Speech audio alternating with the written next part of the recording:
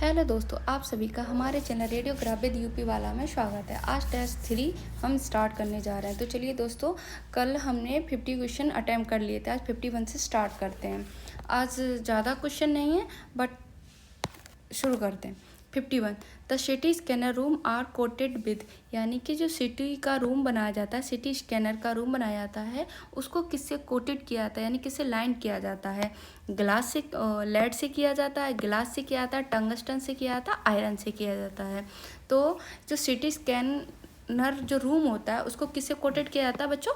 Lead से किया जाता है। आगे चलते हैं। 52 time of flight technique is employed in, तो टाइम ऑफ फ्लाइट इसका दूसरा नाम है TOF, टॉफ के नाम से भी इसे जानते हैं। Spiral city, MR angiography, city angiography या डिजिटल रेडियोग्राफी DR।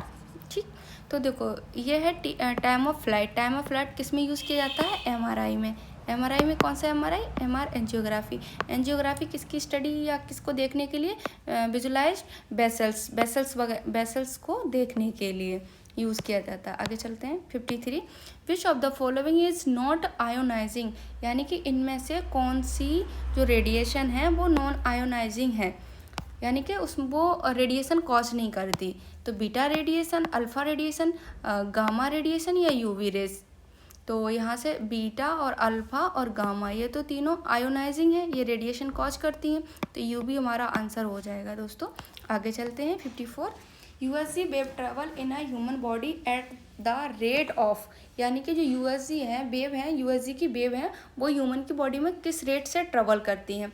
1500 मिली सेकेंड, 2500 मिली सेकेंड पर सेकेंड, 3500 मिली पर सेकेंड या नन ऑफ द एबव। तो इसका आंसर हो जाएगा दोस्तों 1500।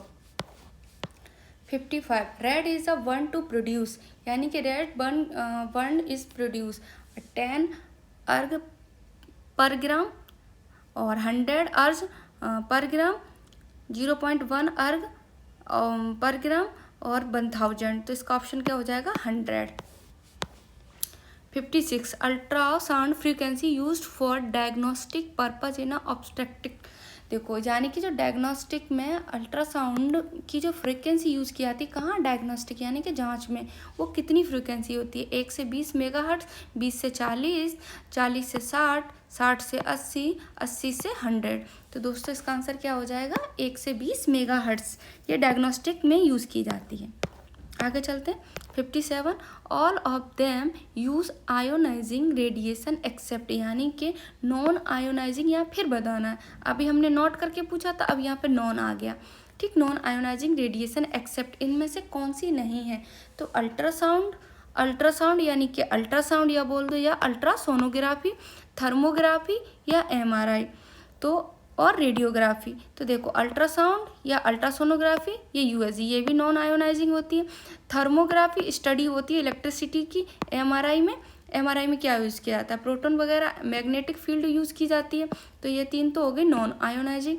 रेडियोग्राफी यानी कि एक्सरे हुआ, CT हुआ, फ्लोरो हुआ, PET, इनमें क्या हम रेडिएशन यूज़ करते हैं। आगे चलते हैं। 58 X-ray are produce when, X-ray कब प्रोड्यूस होता है?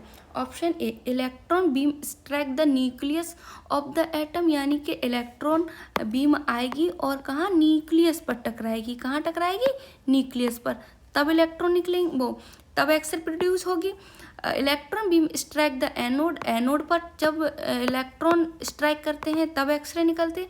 Electron beam react with the electromagnetic field, यानी कि मैग्नेटिक फील्ड में स्ट्राइक करेंगे इलेक्ट्रॉन तब निकलेगी, एक्सरे प्रोड्यूस होगी।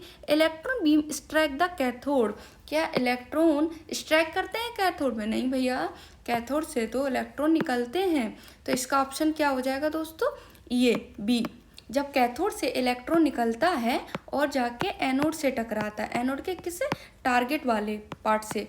एनोड हमारा किसका बना होता है? टंगस्टन से। तो उस पर जाके टकराते हैं तब एक्सरे प्रोड्यूस होती है। आगे चलते हैं।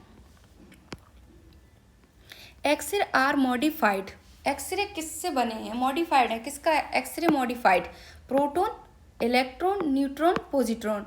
तो भाई आपको पता है एक्सरे आर मॉडिफाइड इलेक्ट्रॉन से होते हैं। आगे चलते हैं। 60 contrast in X-ray is predominantly dependent on, यानी कि जो कंट्रास्ट होता है वो किस पे डिपेंड होता है, kV, mA, duration of exposure, distance between source and object. तो कंट्रास्ट हमारा डिपेंडेंट होता है प्रीडेमिनेंट केवी पर होता है। आगे चलते हैं। 61 negative contrast media is difficult for X-ray to penetrate, easily penetrate the x-ray, high in atomic number, opaque of to x-ray। तो नेगेटिव कंट्रास्ट क्या होता है, इजीली पेनिट्रेट हो जाता है किससे, बाई एक्सरे से। 62 the contrast used for MRI include, यानी कि पूछ रहा है कि एमआरआई के कंट्रास्ट कौन से हैं जो यूज़ किए जाते हैं। परफ्लोरोकार्बन, फेरिक अमोनियम नाइट्रेट, वो citrate sorry, gadolinium diethyl methyl mean, all of the above. तो ये इसका ऑप्शन हो जाएगा सी, गैडोनियम। आगे चलते हैं। 63 NMR based in the principle of, यानी कि जब हमारा MRI नहीं आया था तो न्यूक्लियर बेस्ड मैग्नेटिक था, तो ये किस पर बेस्ड है, NMR electron beam, proton beam, magnetic field या न्यूट्रॉन बीम। तो ये हमारा किस पर होता है, NMR बेस्ड होता है प्रोटॉन पर। आगे चलते हैं। 64 MRI is not better than CT for detection, यानी कि इसमें पूछा गया है कि MRI बेटर नहीं है किससे, CT से। किस क्षेत्र में, लिगामेंट इंजरी में, सॉफ्ट टिश्यू ट्यूमर में, मेलान पैथोलॉजी में और कैल्सिफिकेशन लीजन में। तो हमारा जो CT होता है वो कैल्सिफिकेशन अच्छा दिखाता है, जो कैल्सिफिकेशन लीजन होते हैं वो CT में बेटर दिखते हैं देन MRI। आगे चलते 65 all of the following about MRI are correct except, यानी कि बाकी सारे सही हैं, एक है जो MRI पर शूट नहीं करता, वो क्या है, MRI is Contra indication in patient with pacemaker. अगर कोई पेसमेकर लगाया हो तो क्या वो MRI करा सकता, कॉन्ट्रा इंडिकेशन होता है, नहीं करा सकता। MRI is useful for evaluating bone marrow, bone marrow के लिए होता है, ठीक सही बात है। MRI is better for calcification lesion, देखते हैं। MRI is useful for localising small lesion in the brain, brain में कितना भी छोटे से छोटे स्मॉल लीजन है, ट्यूमर है, कुछ भी है, तो वो हमें MRI में बेटर दिखता है। तो यहाँ पे क्या हो जाएगा, MRI is better for calcification lesion, यही हमारा गलत है। ये क्या है, ये कैल्सिफिकेशन लीजन किस में अच्छे दिखाई देते हैं, अभी हमने पढ़ा था CT में, CT में कैल्सिफिकेशन लीजन अच्छे से दिखाई देते हैं, तो यही हमारा रॉन्ग हो जाएगा और यही क्वेश्चन में पूछा था, correct except. 66 patient with a metallic foreign body investigation is not done, अगर किसी पेशेंट के अंदर मेटेलिक फॉरेन बॉडी मतलब अंदर चली गई किसी बॉडी में, किसी पेशेंट के बॉडी में कोई मेटेलिक है, वो अंदर चला गया, फॉरेन बॉडी है जो पेशेंट के अंदर है, तो हम इसमें से क्या नहीं कर सकते, MRI, USG, एक्सरे, CT। तो अगर किसी भी पेशेंट के अंदर मेटेलिक की कोई भी चीज़ है तो हम क्या MRI ही नहीं कर सकते, तो इसका आंसर क्या हो जाएगा सही, MRI। आज के क्वेश्चन इतने ही हैं दोस्तों, आगे की सीरीज़ हम कल स्टार्ट करेंगे, तो आज के लिए इतना ही, आज के क्वेश्चन समाप्त होते हैं। थैंक यू, शेयर करो, लाइक करो, अगर आपको वीडियो अच्छी लग रही है तो अपने दोस्तों को, अपने जूनियर को, अपने सीनियर को ज़्यादा से ज़्यादा शेयर करो। Thank you, bye.